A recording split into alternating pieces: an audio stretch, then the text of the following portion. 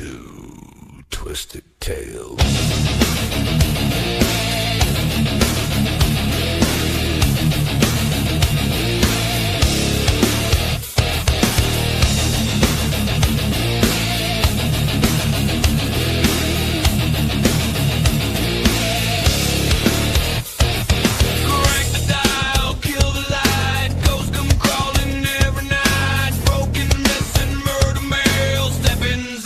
Twisted Tales, Twisted Tales, hell, blood and bones and unknown trails. Twisted Tales, hell, true got teeth and drags their nails. Urban riding, back road sins, dead men talking through the wind. Cursed objects, killer law. Once you hear it, you want more. No fairy dust, no happy end. Everybody, this is Jeremy. I'm here with episode 7 of Twisted Tales, and today I have a guest who has done it all in the world of the paranormal. He's a veteran of over 40 years. He is a man who has written books. He is a paranormal photographer, has worked with Nesper, with Ed and Lorraine Warren. I bring to you Mr. Haunted, Jimmy Petonito. Hello, Jimmy. Hey, love that hat, my man. I switched last minute because I saw the beautiful promo you made. So I decided to match the promo. Well, you know what? I got to tell you, first off, I loved that AI image with you with the demons behind you and everything. That thing was so cool. I told Gwen we had to put it on the intro because I felt like it encapsulated a lot. So let me tell you a little secret. That might be on some new sticker swag this year. Oh wow! Yeah. If that's the case, I definitely got to get one for my sticker collection for sure, no doubt. You know. Yeah. Go ahead, please. I like giving sticker swag to the people that go to the events and stuff.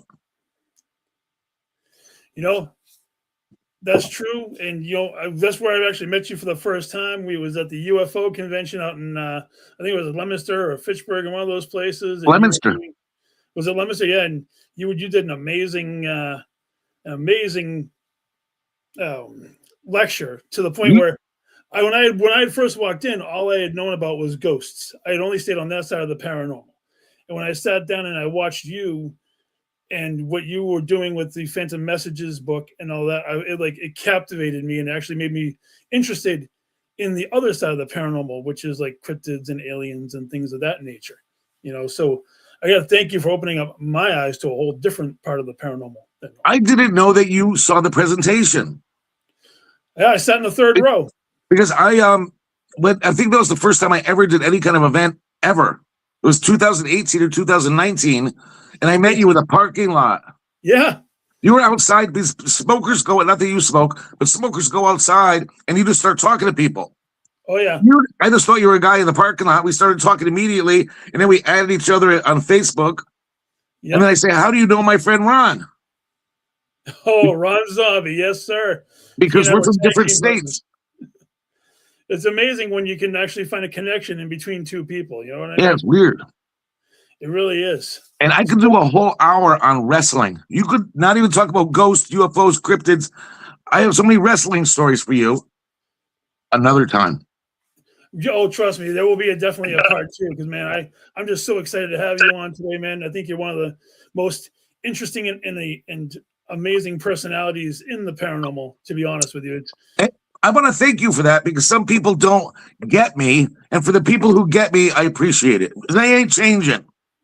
No, you shouldn't. I mean, there are certain individuals in the paranormal whose presentation is larger than life, you know, and I feel that yours is larger than the normal, you know, Jimmy that walks around on a daily basis. The Mr. Haunted persona, which you've built over the years, is definitely an amazing persona. You know, so yeah, I was just telling somebody the other day. I type in, you ever Google yourself on the internet? And I won't do it. I put, who is Mr. Haunted? And it came up as me in the whole world. That's amazing, man. So, just a couple of background questions, just in case anybody who's watching the show has never seen you before. How did you get started in the paranormal back in the 80s, sir? Well, I was heavily influenced by, just like we all were, on TV shows when we were kids. And my favorite TV shows, much like others were we all grew up on the Addams Family, Munsters. I mean, we grew up with monsters. And Kolchak the Night Stalker, which was a show in the 70s that they based the X-Files on. I would recommend anybody go to they're all on YouTube now. Kolchak the Night Stalker, and he always stumbled upon a mystery. He was a reporter, but it always turned out to be a supernatural mystery. So he found a vampire was responsible for the killings, or a zombie, or whatever. And then this show called In Search Of was on. Okay. And well, first of all, my mom was huge. I always talk about my influences. My mom was a huge reader, and I was reading when I was like 3 years old, and she used to read horror and Agatha Christie and Alfred Hitchcock and all that. Mm-hmm. And I used to read her books. As soon as she put them down, I used to read them. So I was influenced by that. And then my dad was a UFO lover who, when it was like suppose 9 o'clock was our bedtime, whatever. And then he'd wake me up at like 10 o'clock. Jamie, wake up. There's a UFO show on. So I'd sneak downstairs and watch them. It was very rare back then to have those kind of shows on. Wow. So one day they had a show called In Search of Ghosts. And Hans Holzer was the guy they were featuring that day. Okay. And he was saying that ghost, you don't have to go to a haunted place to experience a ghost. They'll appear wherever they want to appear, right, wherever they can appear if they want to. So I was very happy to hear that.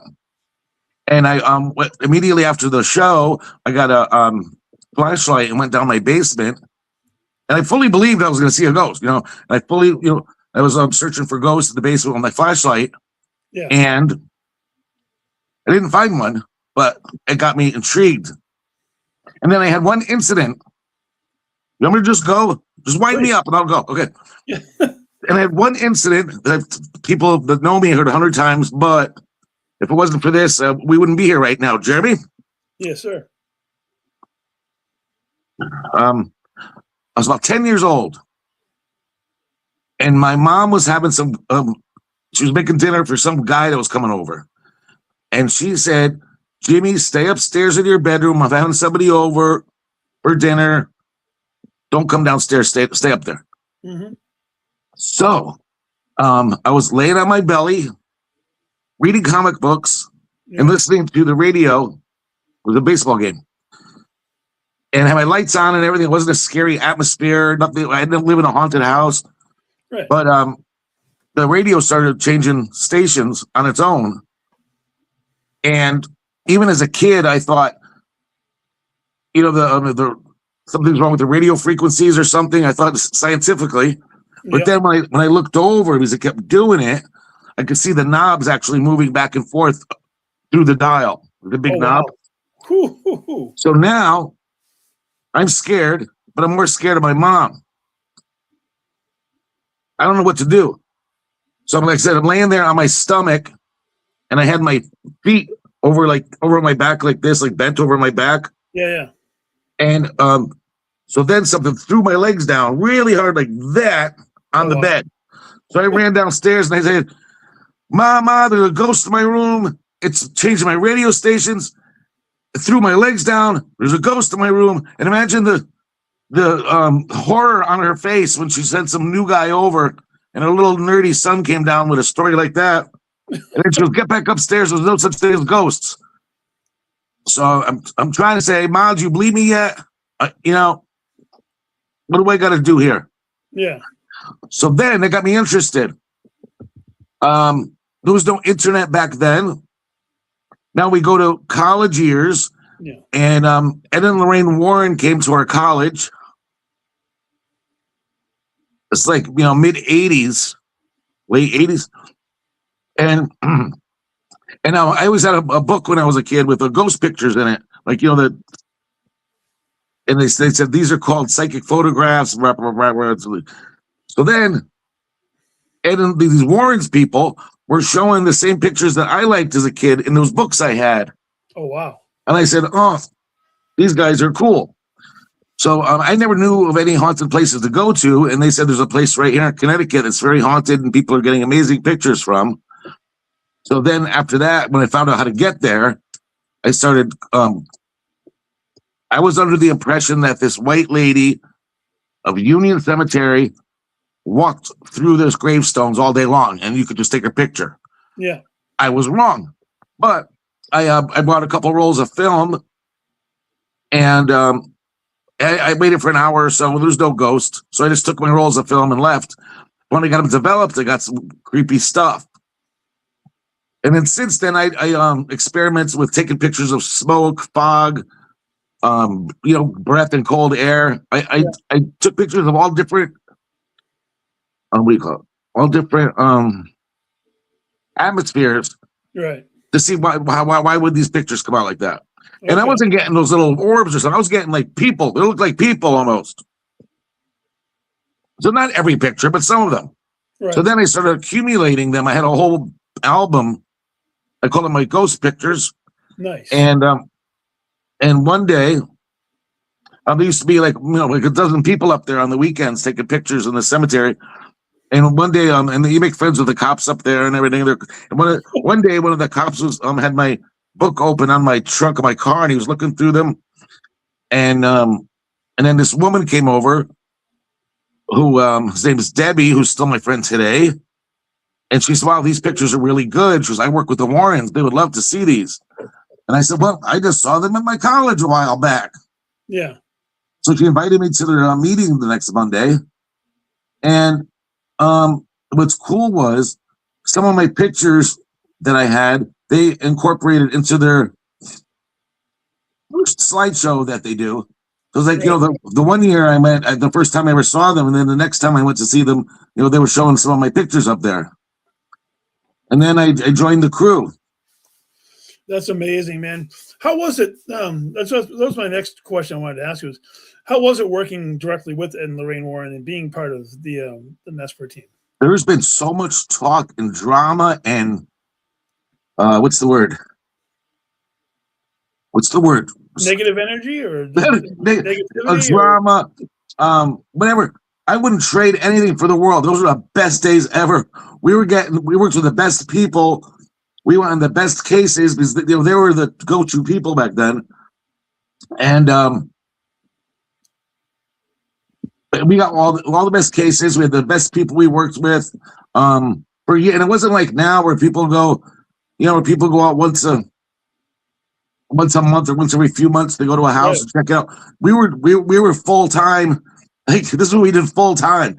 Every week we were going to houses. Sometimes one night we go to 3 locations, to get their story or invest, 3 different houses to check them out. So it was like that for years. It was crazy. And those are good days. It sounds like it. Now, are you still an active member of Nesper, or have you just not so much anymore? Okay. I mean, I know that when I was reading, I saw that you were like one of the original members of the Nesper team. I mean, I was there it was cool when you didn't know, like, we were just investigators like everybody else. But you look now on what the people did just on their own. Like John Zaffis was just another investigator, right? Like me. I mean, Debbie and Larry, who did their own thing.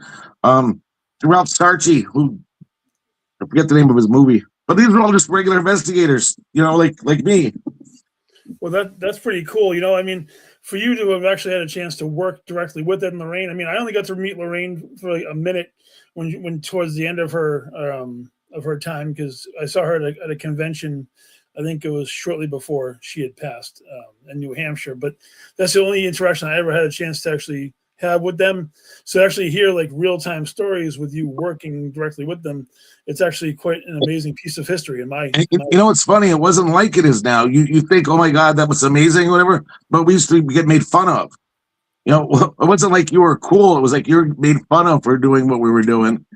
Now it's considered part of the culture. Now it's cool, but really we used to go to a diner after 2:00 in the morning after a case or something that was far away, and people because they know who they were, and people would whisper just like in the movie, like little weirdos or yeah.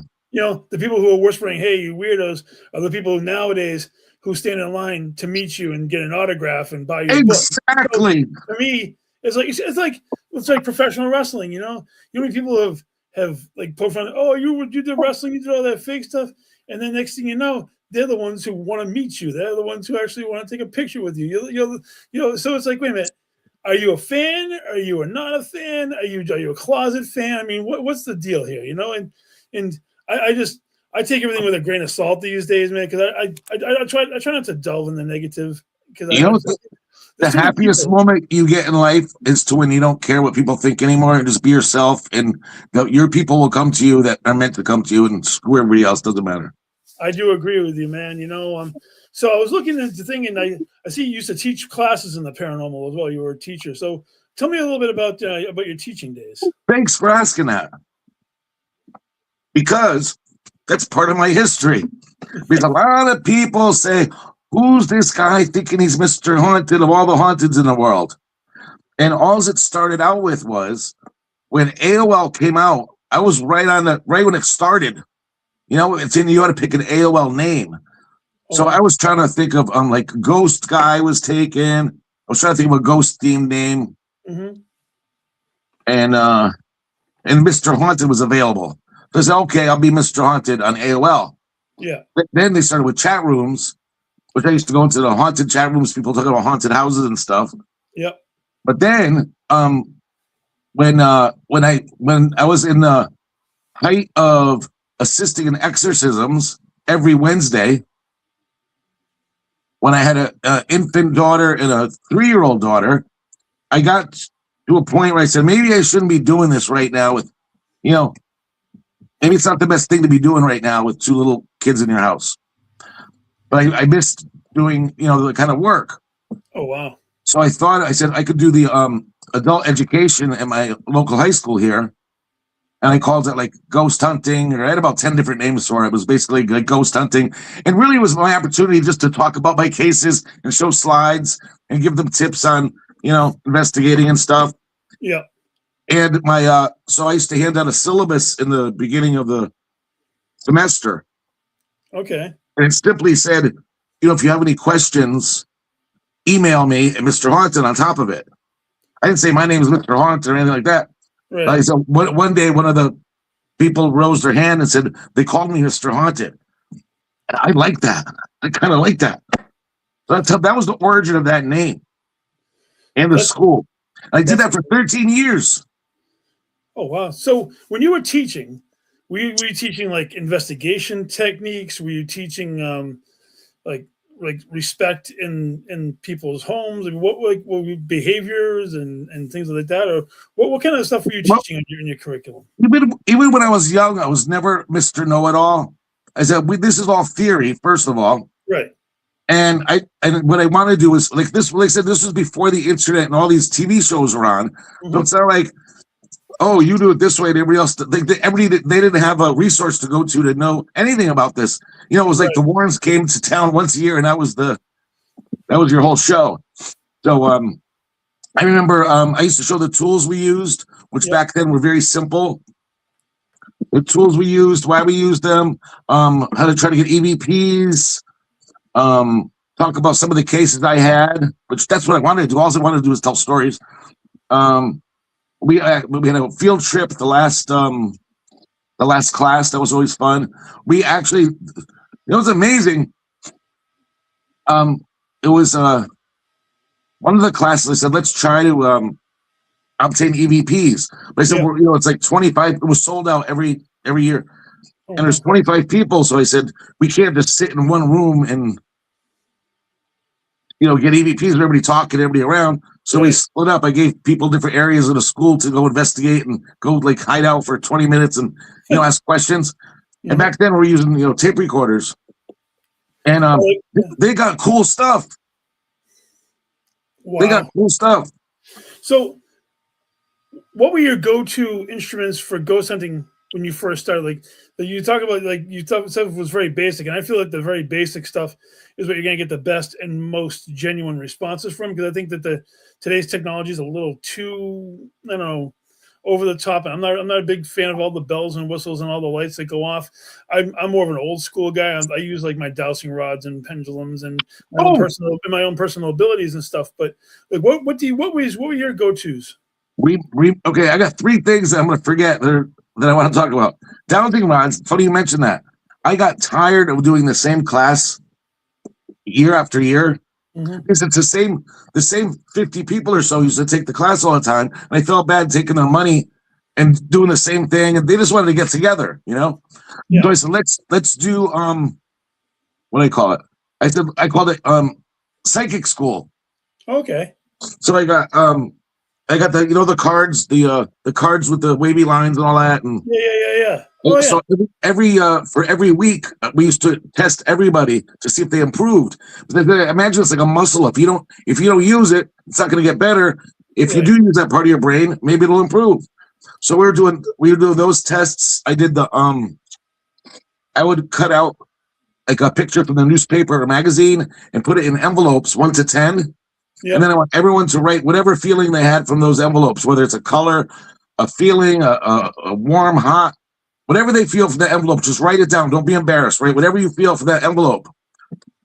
And this would be a picture of Humphrey Bogart, the other picture, a red car, and then afterwards we'd open them up and match them up. And I wish I had them all because they actually improved every week. It was amazing. Oh, wow. And part of that, what's funny is this one lady, she's in her 80s. And every envelope she picked, she guessed like it was always a person, but like the 1920s, like those actors and actresses, and I felt so bad for her. And so the last week we're doing the envelope thing, and she wrote down red, blue, yellow, dancer. I was like, thank God. The last week I had a picture of Jack Black being Nacho Libre. Yeah. And he was wearing the outfit. In a pose like this, she nailed it. She got it. Awesome. I was so happy. But then the funny thing about that is I also had dowsing rods. It was like experimenting with everything. And part of that psychic school was using dowsing rods. And I put one time I did like a little rubber ball underneath cups or pouring in to see how and I'm gonna say it was like 100. I want to say it was 100%. Everybody found that freaking thing with those dowsing rods. Really? They're amazing. It's like, how is this possible?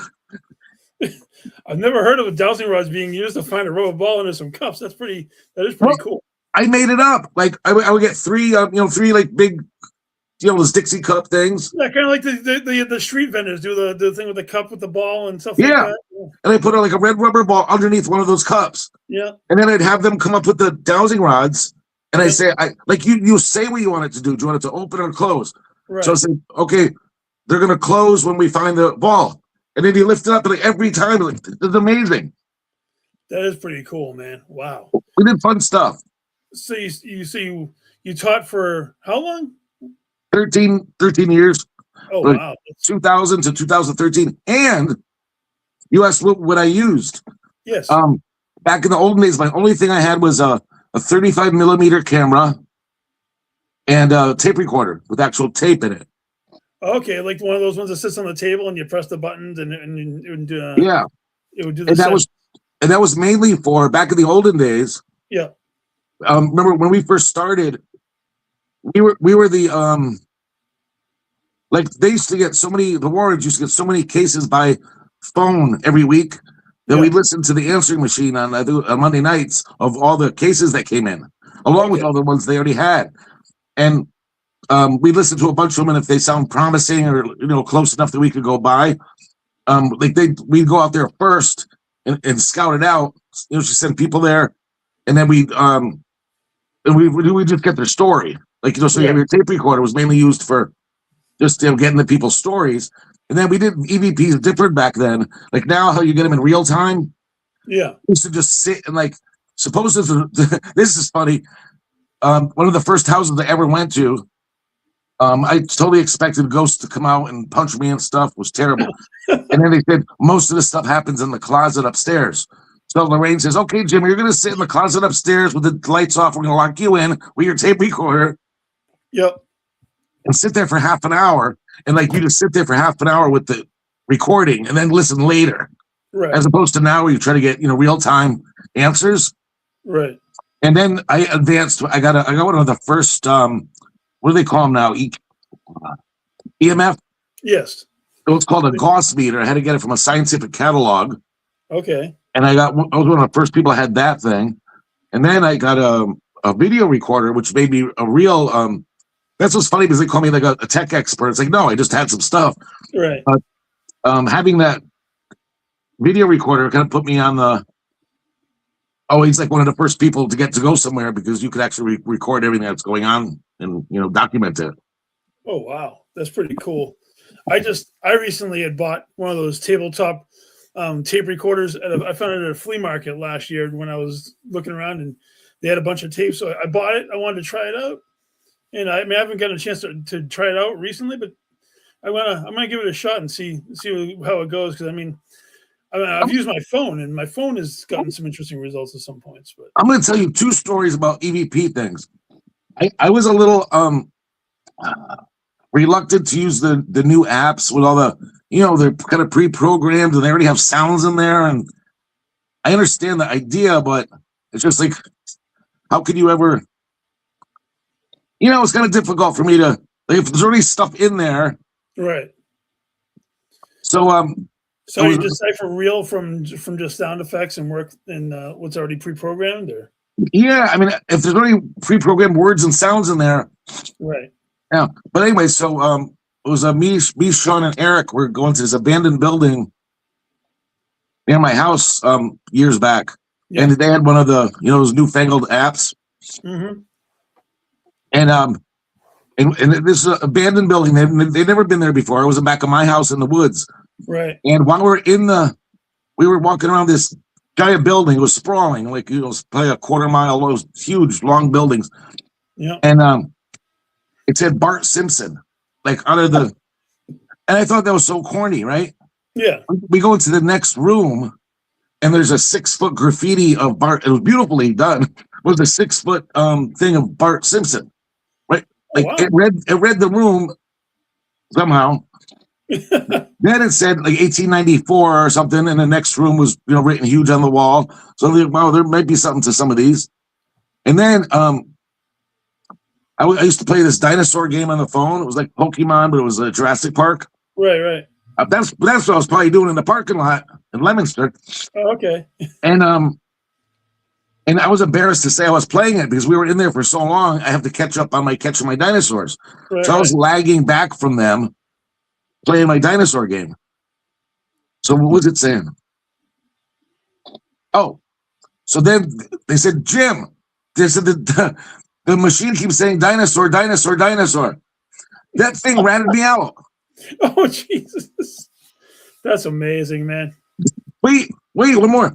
So then my kids, when they got old enough, they always wanted to go ghost hunting. I said, it's probably not responsible to, even if you just go into a supposedly haunted cemetery, it's probably not take them to a park instead. Right. But they got to a certain age, they wouldn't leave me alone. We want to go ghost hunting. So I said, you know what? We'll just go to our local cemetery down the street with the tape recorder, and they could try to ask questions to the tape recorder and see what they get. Yeah. So these kids on their first time, I wrote this in the last book. I wrote this chapter up. We got to the cemetery, and do you have any? It said, they asked if do you have any messages for us or something, and it said left. Oh no, it said a name first. I don't remember what it was, Emily or something. Right. So I actually went to find that because I'm such a nerd. I had to go with my daughter to find that cemetery in the right grave, so I had the right name and the right directions. Yeah. It said its name, and they said, "Where are you?" And it said left. So we took a left, went down there, and then we come to a crossroads. Which way? Right. A couple of rights and a left. And then it said, "Where are you?" And it said, "Here." And then we looked down, and the girl's grave was right in front of us. Oh my! I think the first time these kids ever went, they got miraculous response. Not just response, but intelligent response as well. Yeah, like some people do this for a lifetime and never get anything, and these kids got it the first time. Pretty cool. That is. Like I said, I've witnessed both residuals, so that it's like the answer's the same thing every time, or they get stuck on a loop, and then you get the intelligent hauntings, which is obviously what you guys got when you Yeah. actually were given directions to actually where the gravesite actually is, which is amazing because you don't get that very often. Sometimes you do, sometimes you don't, and that's it's great that your kids actually had that for their first experience. Yeah, it was. So I had noticed a very interesting thing. It said that you were involved in over 50 exorcisms. Is that? Yeah, you know what's funny? What's Some that? people make fun of that and say I'm boosting my numbers. And that's because I don't care what other people do. Some people might like do a blessing on a house, they call it an exorcism, whatever. I'm talking about 50 hands-on restraining exorcisms, of a person. And that all started from after so long, we started another group on the side. Yeah. The funny part is, because we were getting so many crazy cases with the Warrens, and the team was so big, they try to give everybody a turn going to houses. Okay. So, in 1 week, there might be 4 or 5 different groups going to the same house. Mm-hmm. And we didn't, it was hard to follow back then on what's happening with it, what happened with that house, or, so I said, we'd like to do a regular ghost story with a beginning, middle, and end, so we could follow it from the beginning to the end and not get all these crazy, people walking across the ceiling speaking Latin. Like, we just wanted an old lady ghost rocking in a chair or something. Right. The first case we thought was regular, something like that, but it turned into a very violent one. And we wrote, it was at the late 90s. We wrote about it on our website, and somebody from ABC, and that's back when we only had those 3 big stations, really. Right. Somebody from ABC found our story on the internet about that case, and that was the first exorcism we ever was involved with. And luckily I recorded it, on video, and really good story. Anyway, they wanted to do an exorcism special that Halloween, and they wanted permission. They want we to use my footage and use the story, and everybody agreed. So that was watched by millions and millions of people, apparently. Wow. So we started we're just regular people, have jobs and stuff. Mm-hmm. We're getting emails all week long of these people all over the country saying this is happening to us, and we don't have anybody to help us over here. Or they're in Idaho, or Mm-hmm. and it got very crazy, and we had about 7 people in the group, and that's how we got involved a lot with. Bishop McKenna was our go-to guy. But that's what Malachi Martin would be our advisor. He'd also give us cases also. Okay. And so after all these people started emailing us, we got with the bishop, and there were so many people that if there was 7 people in our group, we had maybe we had 20 people each that we were the contact person for. So we have to go through all of them and see which ones seem legitimate, which ones have some kind of proof, or they're genuine. Yeah. We had to see if they wanted to get help. Sometimes they say, my husband is doing this, but he doesn't want any help. What are we gonna do? We had to pick and choose and see which ones we could work with. Mm-hmm. So after a while, he trusted us enough that he said, you know what we'll do? We'll make Wednesday basically exorcism day, and every Wednesday at 4:00 until we run out of these people.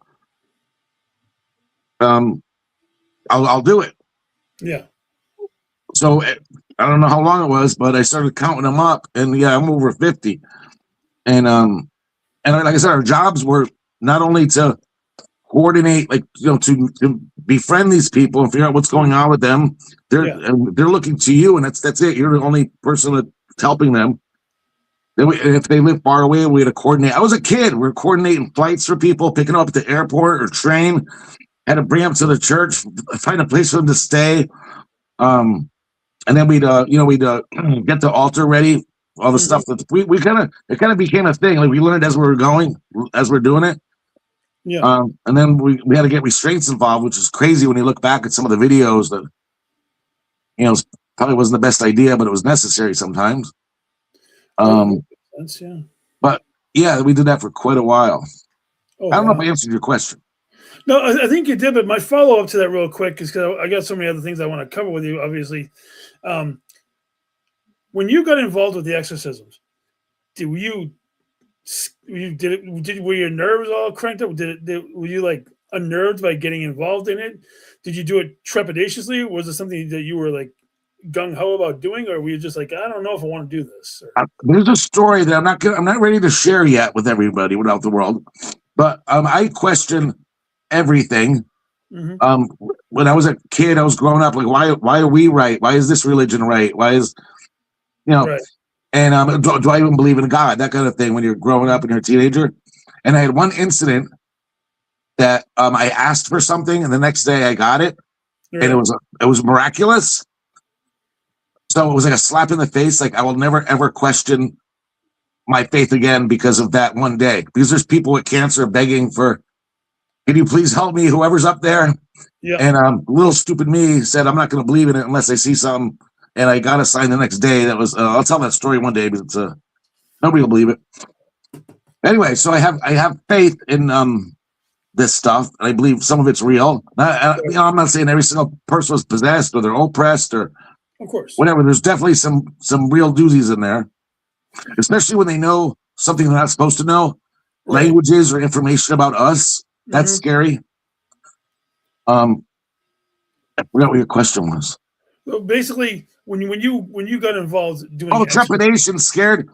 Yes. Yeah, because matter of fact, that first video that I took of that first exorcism, you could see my face the whole time. Because I remember I was going, because I didn't want to look in the girl's eyes, because I've never seen somebody look at me with such hate. Like we were just talking in the kitchen 15 minutes before, laughing, and then she's looking at me like I know I couldn't look at her face.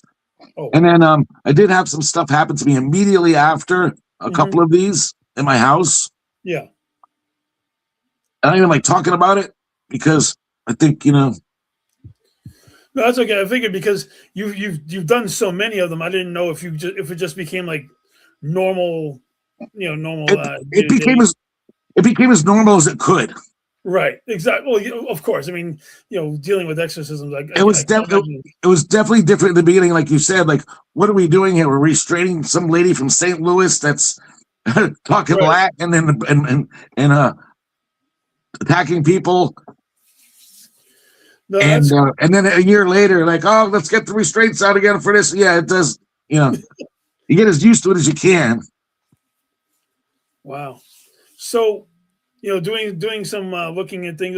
I saw that you also were doing a podcast called Haunted Chronicles. Are you still active with that podcast currently, or have you? I started. Okay, long story short. Yeah. I was there was this show. This is when podcasts weren't even podcasts yet.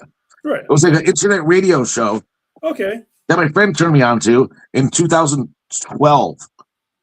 And the guy talked about all haunted stuff when it was live, which was cool. It had a chat room underneath, and it was like Facebook, but it was a whole chat room just for that radio show.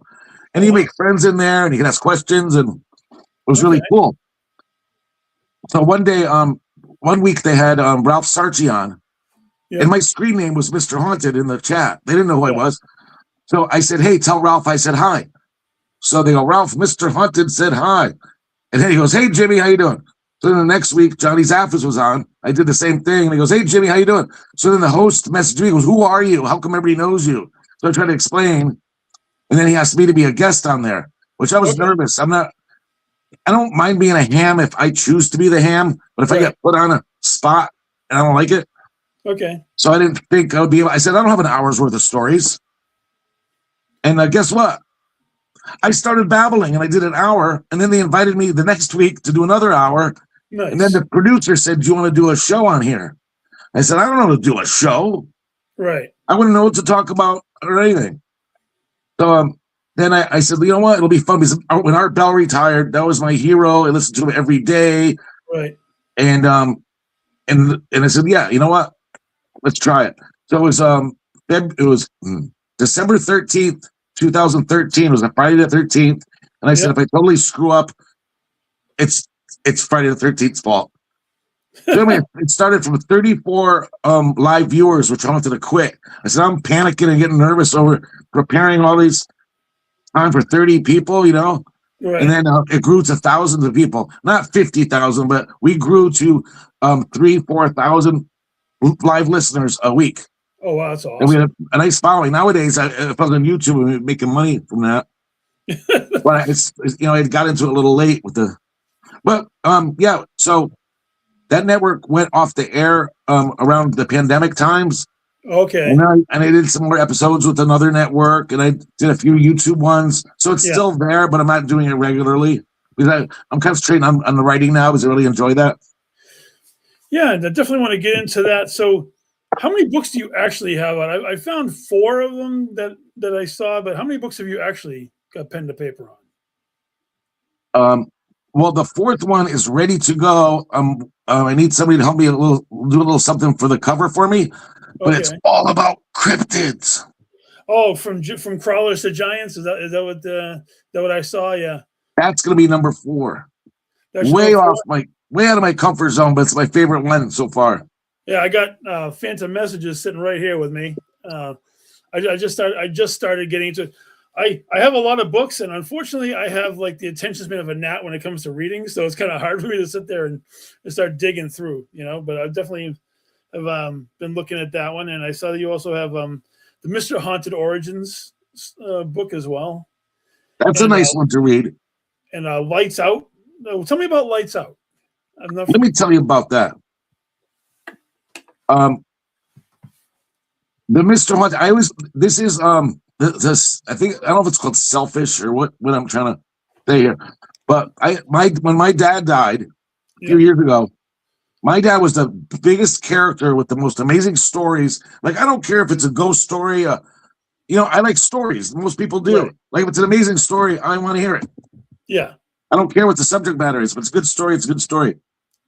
When he died, I was like, all I have in my head is what he told me, and I wish I could have sat down with him and say, just tell me all these stories so I have them. Yep. So I kind of thought in my head, maybe one day my kids would say, this is my dad, these stories here. So they're written down somewhere. So that was the idea of making that one. Actually, I don't care if I sold a copy. I said, my kids will have something of me if they care. That sounds cool. That's why there's a lot of growing up stories in there, not all ghost stuff. Right. And that was basically my origin. Like, there's how I got the Mr. Haunted name and all that. These people always say stuff. And a lot of the good cases we had. And then Charles Rosenay, our friend, he was helping me edit. And he said, hey, make sure you save some stories for another book. I said, no, I put everything into this. There's nothing left, Yeah. And then as soon as that book went into print, I want to start another one. So I started some more cases that I remembered. And then a lot of them were like my favorite guests on the Haunted Chronicles, but they had so many years of guests, great guests that was fun, telling their stories in book form. So that book has I wish I had it with me because there's a lot of hidden gems in there. Right. Like, are you familiar with the guy that hit the white lady in the cemetery in Connecticut? No. With his truck? No, I'm not. Actually. We met. They were filming a sightings episode. Okay. About this ghost in Connecticut, and that's where I met him there because I was one of the people taking pictures in the cemetery for one segment, and then he was the guy that actually was driving. He was responding to a fire, and he hit, like, witnesses and everything. And he hit a white lady dressed in white with his truck. Oh wow! It smashed the whole front of his truck, and then everybody went to find the lady. There's nothing there, and he went to reenact his story for the TV show. So that's where I met him, and it's funny because I've known him since 1992 now, and he says I'm the only person he trusts to tell his story the way he wants it, whatever. Wow. So he gave me the story that was never told before, the what happened that night and what happened in his house afterwards. That's- He had stuff happen in his house after he hit the woman, Oh my which was God. never told before. Man. So that's a really good story that a lot of people haven't heard. And I even got, because I'm a little nerd, I got bookmarks made, and I said he lives in Florida now, Mhm. and I had him sign bookmarks. Just drive carefully, and Yeah. I got like 10 made. They said it'll be a nice treat to put in the books for people. That's pretty cool, man. Yeah, it's That's something fun. absolutely.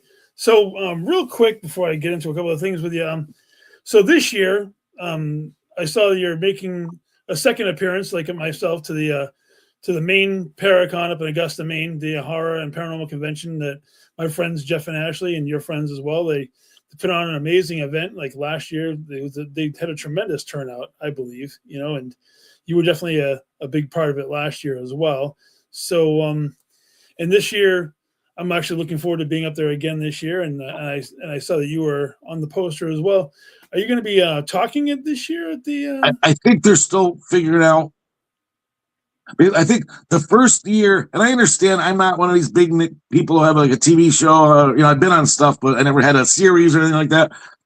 So last year when they had the thing, I think there was like 2 or 3 people that were asking if I was going to be there to them.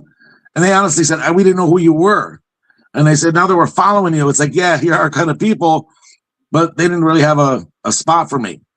So this year they're definitely, they asked me to do something. I don't know if I'm like by myself or on a panel or something. Yeah, I know that I'm going to be speaking on a panel. I'm not sure what direction the panel is going to be on, but I know that because I've been talking a lot with Jeff and Ashley, and I don't know if you can see these. I can actually see them. Yeah. But that's what I got lined up so far. Oh, I think you sent me the picture. Like this is how we do it, old school style with the whole calendar. Yeah, I like that. Yeah, I can't. I'm too old. Yeah. So tell me about some of the shows and things you're going to be doing this year. So in case people want to come out and see you. As far as I know, the first one is for me is going to be the Paracon, which Charles has asked me to do since the first year he ever did it. I think it's in maybe the 6th year now, something like the 6th or 7th. Okay. I don't know. Yeah. But that's going to be July 11th, and the new home is in North Haven, Connecticut, in a hotel. Okay.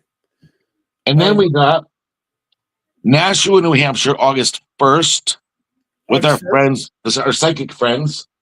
Okay. And then we got the Greater New England UFO Conference, which I met you at. I think Susan's going to have it this year on August 29th. Okay. And I'm hoping to go to Exeter again. Oh, wow. Labor Day weekend. Nice. And then we got the big main one, which came out of nowhere, and it became the go-to place now. I agree. And how about that? I can proudly say, because I've been talking to them, that my podcast is one of the official podcasts of the Maine Paranormal and Horror Convention now. I've been talking a lot with Jeff and Ashley. They're 2 really good friends of mine, and I'm really looking forward to getting a chance to spend some more time with you up in Maine. And I might come down and check out the Connecticut one. And Nashua seemed a little bit interesting because that's not too far from me. That's only an hour from me. So I was looking at Nashua. And they're all fun. I used to when I first started doing these, I used to because of course you want to at least break even when you go to another state. You have to stay over or something, and you don't have your room paid, and I'm spending $500 to go to a place to. It doesn't make sense to spend $500 to make $100 in a weekend. What's the reason for it? And now it's like I just think you meet so many cool people there, and it's such a fun experience that I don't care whether I make $1. They're fun, and I'd rather do that than sitting home doing nothing. No, that's true. I mean, I basically am going because I was invited to be part of their the panel, but I'm not. I know that. They do an amazing event that they shook the foundation, I feel, of how events are done nowadays, because nobody ever thought they were going to do as big as numbers as they did, as far as people coming in the door. And this year they have a very interesting group of celebrities, horror people, and stuff like that. So I'm definitely looking forward to that. That's for sure. You know. So Better. one of the TV shows that I noticed that you were on that I really was interested in was your appearance on Unsolved Mysteries. Now, I was a big fan of that show when I was a kid growing up. Can you tell me a little bit about your episode of Unsolved Mysteries? And for people that are really interested, I have a whole chapter of how that evolved. Tell me, it's like behind the scenes stuff, like how that got evolved and how the day went and how that happened and everything. Yeah. And there's a chapter. But what's cool? You don't appreciate it at the time that it's happening. Like this is the Robert Stack Unsolved Mysteries. Yeah. Like holy mackerels. Another case we were working on, exorcism, a possession case. I don't know how they found us, but Unsolved Mysteries wants to do a segment. And if you know, it's funny if you type in Unsolved Mysteries exorcism, it's on YouTube. But okay, yeah, I learned a lot from that because they told us back in the olden days when you're a kid and you're scared, like they said, okay, the film crew's coming. Do not wear jeans. Do not wear this color. Like they wanted to wear like browns and greens and button up shirt, and so that's not me at all, Okay. So I had to go to a store just to buy clothes to be on this Unsolved Mysteries episode. And then now that I look at it, it's like I should have sworn what I normally wear because it wouldn't have made a difference. Like I tried to be a good boy. So like you can see me in the way I'm dressed in there. It's funny. So the film crew came and they were usually I'm the person filming the exorcism. And what's cool is they had a whole crew doing it with all the different angles and cameras. Yeah. So they were filming us do the exorcism. So I put my camera in back of everything. So I have them filming us. I got the whole thing. It's so cool. So they started out with interviewing the woman out on the deck. And then it's really another behind the scenes tidbit. I had they had a show that I was on the job, So they said, put your tape recorder on your lap like you're recording the interview. And I even remember I still have the tape recorder, but it had Sony on it. They had to put a piece of black tape over it because they can't have that name on there or whatever. Of course.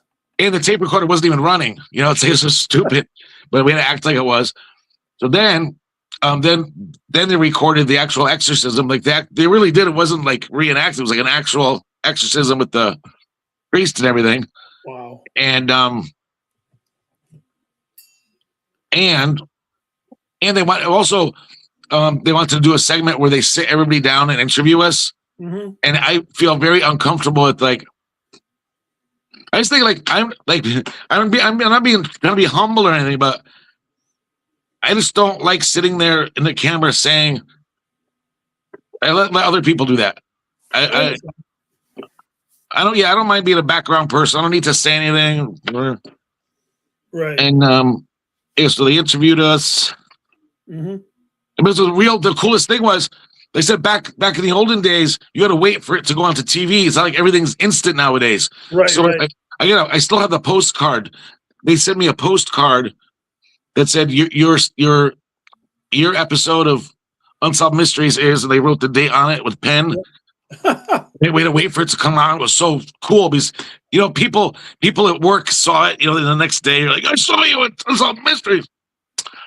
That was looking back now, it was like just Robert Stack Unsolved Mysteries was so that was definitely cool to put on the list there.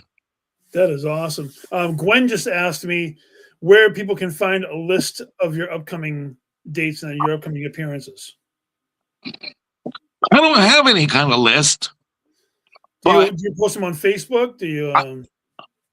Well, there's I do. I post them on Facebook every so often. That's good thinking though. I try to promote everybody that is having an event. I try to promote them every so often, right? Just to help them out. But I guess it would be a nice idea to put them all on a list so far. So yeah, check the Facebook out there. That's where the kids are going nowadays. Check Facebook. I'm sure that it can be converted into anything that can be shown on TikTok or God only knows what else. But I know that you actually. Yeah, we can't wait to see you too, Gwen. She said she's gonna meet us in Maine this year. And I like getting invited to stuff. So if people have events and stuff, I like getting invited to those. Yeah, you should be invited to everything, for God's sakes. I mean, the man, you've got quite the impressive resume. I don't know why anybody would be sleeping on. Thank you. So, I'm gonna get a question because usually I ask this question.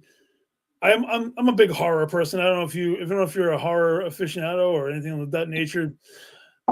I always ask people what your Mount Rushmore of horror characters are. Your top your top 4 guys. If you have a list, or if not guys, maybe movies that you. All right, I know I'm gonna think of better ones later, Sure. but one to stick out to me when I was a kid that terrified me. Yeah. Growing up, the first one I thought of was Salem's Lot, with the what's his name, the vampire guy. Oh my God, I can't remember. I just watched Salem's Lot probably a few weeks ago. Oh my God, that was so terrifying because the older folks remember that was a miniseries on TV that they said when we only had 3 stations and everyone watched that. Like you came into school, that's all the kids were talking about, with the kids scratching on the window. The kids floating there, scratching at the window, and that vampire guy. Yeah, I gotta put Pennywise in there, the original Pennywise. Tim Curry. I'm putting him in there. Tim Curry terrified me. But when I first saw the movie, I appreciate the newer version too. But for Tim Curry, he looked like a demented birthday clown that was actually in the sewer, and you didn't quite feel. You're talking about the TV series thing? Yeah, that was awful. That was awful. That was awful. You're right, but I mean the book in my head. The book was the Pennywise that I imagined in my head from the book. That yes, you're right. That TV series was awful. Awful. I felt that Tim Curry did a great job with his portrayal of Pennywise. The book is definitely super. And as far as I love the movies, but I just wasn't a huge Friday the 13th, Jason and Michael Myers guy. Right. What who's the Halloween guy? Michael Myers. Okay, I'm gonna put Michael Myers on there too because he was scary. Who's that, 3? Yeah, that's 3. And I'm gonna go way off the charts with not a monster, but a scary little boy named Damien Thorne. How about that one? Oh, the Omen series. Oh yes. How's that, Mount Rushmore? That's a nice group of. I got a quick story for you about him. Please. You know what's so nice about how we meet people at these things? You don't even know who they are. Like I was outside at 1:00 in the morning talking to somebody in the parking lot at the main one. Yeah. Just talking to the guy. We made friends. Talked for an hour out there. And then I didn't know that he was the Walking Dead guy. I got thought he was a guy at the hotel. And then Santiago, yeah. I was at an event in New Jersey as a patron. Yep. And I was, again, smokers go outside and talk to people. We talk to each other. Of course. And this guy made friends with me, and we exchanged numbers. And every time he had a cigarette, he'd call me up to go outside with him. Mm-hmm. I just thought he was somebody like me, just shopping. Yeah. And then I was walking around the place. He was Pugsley from the Addams Family. Oh wow. And then, who's the other one? Oh, and then this guy walked by in New Jersey again, and he had the coolest Nike Air Max, like the colors. I've never seen that combination before. Okay. And he walked by, and I just said, "Nice kicks, bro." And he said, "Thank you." A little British accent. Yeah. I was like, how cute was that? So then I'm walking around later, and guess who he is? Who? He was Damien. Oh wow. He was little Damien Thorne, the original. That's amazing. You never knew who you're going to meet. I met the outpatient in freaking Leominster. I got a chance to meet Mr. Haunted, and holy mackerels. I know that our hour is definitely up, and I appreciate everything that you've come on and shared with us today. It's been an honor and a privilege for me to have you on my show. And thank you very much. And we're going to do a part 2 where we can just do a wrestling themed show. That would be. I have so many stories from you for you. Yeah. You like them. Oh, absolutely. But you know what, Jimmy? Thank you so much. I'll see you backstage in a few seconds. And everybody, I am Jeremy Cotter. This is Mr. Haunted, Jimmy Petonito, and you are watching Twisted Tales. I'll see you next time. Gwen, take us home. Thank you. Thank you.